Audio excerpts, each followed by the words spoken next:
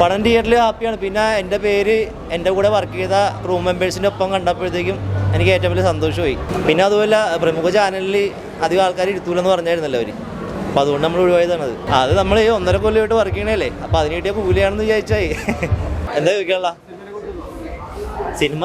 സിനിമയെ കുറിച്ച് നിങ്ങളല്ലേ പറയണ്ട അല്ലേ, നമ്മളല്ല.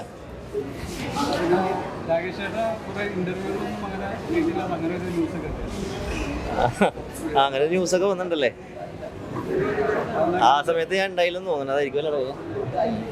പിന്നെ അതുപോലെ പ്രമുഖ ചാനലിൽ അധികം ആൾക്കാർ ഇരുത്തൂലെന്ന് പറഞ്ഞായിരുന്നല്ലോ അവർ, അപ്പോൾ അതുകൊണ്ട് നമ്മൾ ഒഴിവായതാണത്. പിന്നെ അങ്ങനെ പറഞ്ഞിട്ടുണ്ടായിരുന്നത്, കാരണം ഫെയിമുള്ള വയസ്സിന് മാത്രമേ എടുത്തോളൂ എന്ന് പറഞ്ഞു. പിന്നെ അവരുടെ റീച്ചും കാര്യങ്ങളും നമ്മൾ നോക്കണമല്ലോ.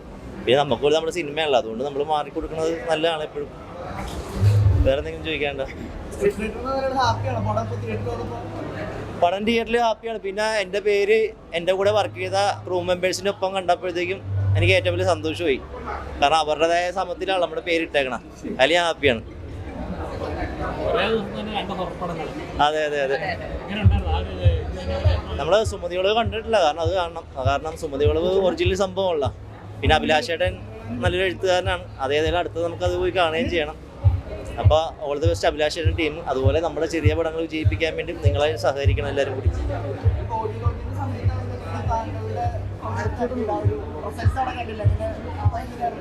അത് നമ്മൾ 1.5 കൊല്ലമായിട്ട് വർക്ക് ചെയ്യണല്ലേ, അപ്പോൾ അതിന് കിട്ടിയ കൂലിയാണെന്ന് വിചാരിച്ചായി.